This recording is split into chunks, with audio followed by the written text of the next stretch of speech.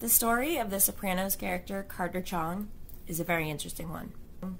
Carter Chong appears in one episode, Remember When, Season 6, Episode 15. Carter lives at the Wyckoff Psychiatric Center, the same place that Junior Soprano lives for a big portion of Season 6. We don't know what Carter did that landed him in the psychiatric facility. Some speculate he killed his father. But in any case, he sure is a fascinating character.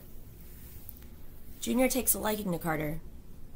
I guess you could say he picked him out of the chorus. Schooled him those years. He was my driver. In fact, they set up their own little executive game.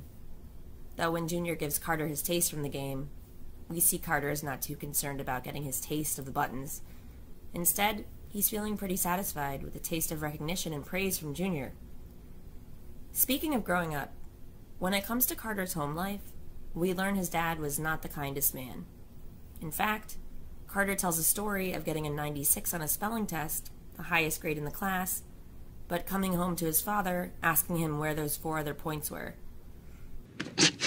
Fuck you! Fuck you! It's clear from the way he curses in a rage that he has a lot of unresolved anger and tension as it pertains to his family. Speaking of family, it's no surprise that Carter's mother is less than thrilled about Carter's new friend, the gangster. You of all people should know not to believe what you read in the paper, all that crap they wrote about Daddy. That was the Wall Street Journal. It was entirely different. Carter's mother tells him that she's concerned he's becoming a bully and modeling his behavior after the wrong people, aka Junior. That makes me wonder, is Carter becoming a bully, learning to stand up for himself, or even perhaps just enjoying himself? All of the above? As we go through the episode, we continue to learn more about Carter and see how he acts with Junior and the others. And to me, it seems like Carter sees Junior as a father figure. Likewise, it feels as though Junior sees Carter as a nephew figure. In fact, he actually called him Anthony once. But not surprisingly, the party can only last for so long, with the inner demons of Carter's past crashing full speed into the reality of... Never enough, is it?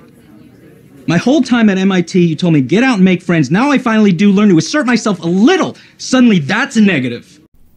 I'd like to know more about Carter's time at MIT, kind of how everything went for him there, and what the situation was like when his mom was telling him to go out and make friends. Dear Vice President Cheney, as a powerful man all too familiar with accidental gunplay, I am writing in the hope that you will intervene in my case. Worthy stories from this week in history. 13 years ago today, Vice President Dick Cheney shot his hunting buddy in the face. Look at that headline. Duck, it's Dick.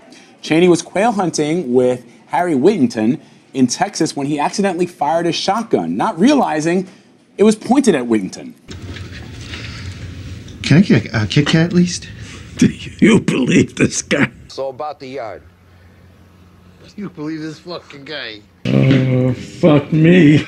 As we get further and further along in the episode, after Junior pees his pants and the doctor realizes he's not taking his medication, they give him an ultimatum. This ultimatum almost feels like the FBI giving someone an ultimatum about cooperating or facing greater punishment.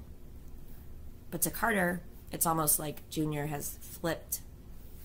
His adherence to their medication is like siding with them over Carter. What'd you do that for? I should piss myself again? But I did the thing. They're muscling me. What do you want me to tell you? You don't even give a shit. Ready? Go.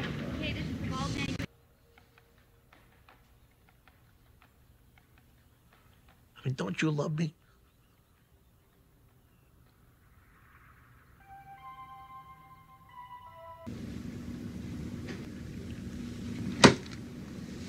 That was a nice letter you wrote to Cheney. He says we'll have a better chance if we write him at his outfit, Halliburton. Dick Cheney, former vice president, was CEO of Halliburton from 1995 to 2000.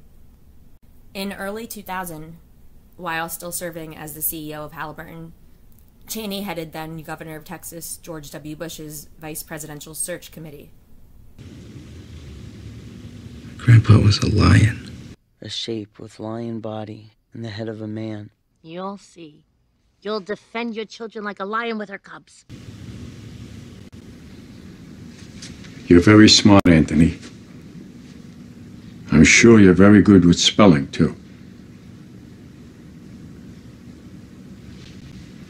This is, of course, a sad moment overall, but for what it's worth, it was kind of nice that Junior commented on his spelling and said that he's probably very good at spelling. If you'll remember earlier on in the episode, Carter told Junior about getting a 96 on a spelling test, where his dad was not satisfied because where were the other 4 points? At the end of the episode, when Carter tries to get attention by throwing the paper at the lady playing the piano, he gets a look of disapproval from Junior. Tu parla con me da spar, cor in grade, non je pensi più. And this triggers something inside him. Just a few moments later, Carter runs over to Junior and attacks him, pushing him up against the wall and choking him. If it were not for the staff running over and intervening, Carter could very well have killed Junior. It also reminds me of the scene in Whoever Did This, where Tony pushes Ralph up against the cabinet and has his arms around Ralph's neck too.